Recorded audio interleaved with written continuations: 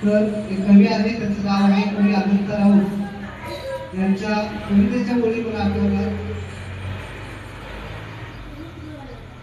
दुःख अडवायला उंबऱ्यासारखा, एक मित्र कर आरशासारखा, मित्र वनव्यामध्ये गारव्यासारखा. खऱ्या अर्थानं आपल्या आयुष्यामध्ये अशा अनेक नाते असतात जे आपल्याला निसर्गाने दिलेली असतात, परंतु एकमेव नातं आपलं असं असतं जे म्हणजे मैत्रीचं नातं, जे आपण स्वतः ठरवतो, जे आपण स्वतः बनवतो. त्याच्यामध्ये कोणत्याही प्रकारे कोणीही अडसर आणू शकत नाही, किंवा कोणीही किती अडसर आणण्याचा प्रयत्न केला तरी सुद्धा हे मैत्रीचं नातं मात्र काही तुटत नाही. तुम्ही सर्वजण शाळेमध्ये शिकता, एका वर्गामध्ये शिकता, आणि वर्गामध्ये आपण अनेक दिवस एकत्र बसतो, एकमेकांशी बोलतो, एकमेकांशी आपल्या भावना शेअर करतो, आणि तिथूनच मैत्री, एका नवीन मैत्रीची सुरुवात होते. ज्या वेळेला तुम्ही एकत्र असता त्यावेळेला भांडता पण, खेळता पण, ज्या वेळेला एखाद्याला वेळ येते त्यावेळेला तुम्ही मदत पण करता, ओके. पण ज्या वेळेला हे दिवस संपतात शाळेचे आणि तुम्ही ज्या वेळेला बाहेर जाता, शाळा सोडून दुसऱ्या शाळेमध्ये जाता, त्यावेळेला तुमचे अनेक मित्र जे आहेत तुम्हाला भेटत नाही. मग त्या मित्रांची आठवण होते तुम्हाला. येते की नाही आठवण? आठवण येते, ओके. आम्ही पण अनेक शाळांमधून शिकलोय, अनेक शाळांमध्ये अनेक प्रकारचे मित्र आम्हालाही मिळाले, परंतु ते मित्र आज आम्हाला कधीतरी भेटतात. पण ज्या दिवशी भेटतात त्या दिवशी आम्ही एकमेकांना गळाभेट घेतो, खूप रडतो, आणि 100 मग रडून झालं की स्वतःला सावरतो. अशी मैत्री असते. आपल्याला आपल्या मित्राची आठवण येते. आणि खऱ्या अर्थानं प्रत्येकाचा एक ना एक तरी मित्र असतो की नाही? प्रत्येकाचा एक ना एक तरी मित्र असतोच. कोणीतरी म्हटले की आयुष्यामध्ये 4 मित्र तरी जोडावे, की नाही? आयुष्यभर कामाला येतीलच, पण मेल्यानंतर खांदा द्यायला तरी कामाला येतील. म्हणून प्रत्येकानं 4 मित्र तरी आयुष्यामध्ये जोडायचे असतात, ओके. पण ते मित्र कसे असायला पाहिजेत? सदाचारी असायला पाहिजेत. त्या मित्रांना चांगल्या सवयी असायला पाहिजेत, कारण मित्रांच्या सवयी तुमच्यामध्ये येतात. संगत लागते. संगत जर चांगली असेल तर परिणाम चांगला होतो, संगत वाईट असेल तर परिणाम कसा होणार तुमचा? वाईट. म्हणून आपल्यापेक्षा हुशार विद्यार्थ्याशी मैत्री करावी. कुणाशी मैत्री करावी? हुशार विद्यार्थ्याशी मैत्री करावी.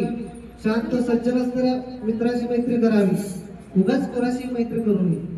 कळालं का? आणि मैत्रीमध्ये जात पात धर्म भेदभाव असं काहीच नसतं, ओके. असं काहीही नसतं, ठीक आहे. तुम्ही छत्रपती शिवाजी महाराजांचा इतिहास बघा, किंवा आपले भूतपूर्व राष्ट्रपती APJ अब्दुल कलाम, त्यांचा जर विचार केला तुम्ही, तर त्यांचे जे मित्र होते अनेक धर्मातले, अनेक जातीतले मित्र होते, पण एकनिष्ठ घनिष्ठ अशी मैत्री होती, कधीही न तुटणार. कळलं? सो मैत्री करणं सोपं असतं, मैत्री निभावणं अवघड असतं, हे लक्षात घ्या. म्हणून मैत्री करता येतं ती शेवटपर्यंत निभवायला हवी. आपला मित्र अडचणीत असेल तर त्याला मदत करायलाच हवी, ओके. एक आठवण सांगतो तुम्हाला. इयत्ता 7वीच्या वर्गामध्ये होतो मी.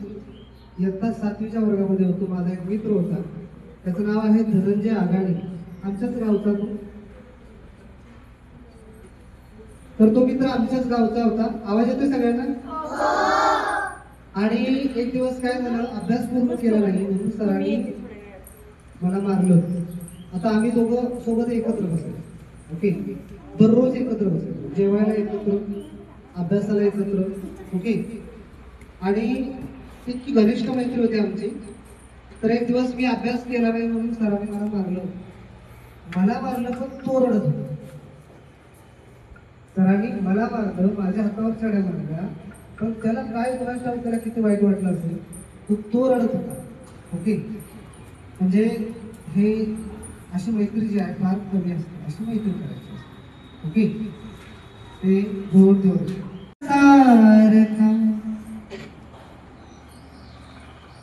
मित्र वनव्यामध्ये गारव्या सारखा, मित्र वनव्यामध्ये गारव्या सारखा, एक तू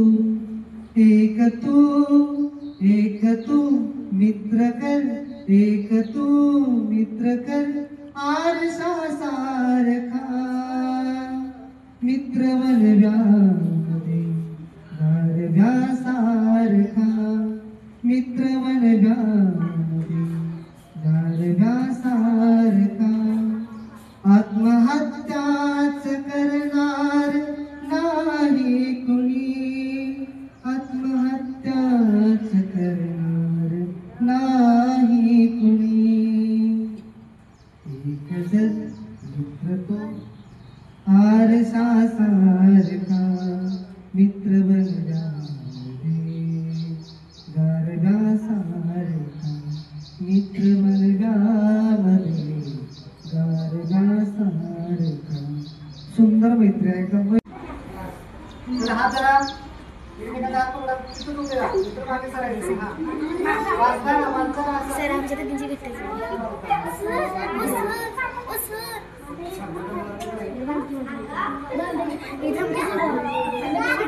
आणि नुसतं हात पुढे करायचं, एकाने बांधल्यासारखं करायचं. हा शाबास. आता देखील आता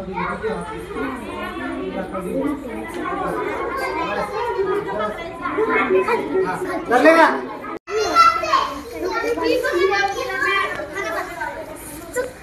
सरळ स्माइल द्या जरा. हा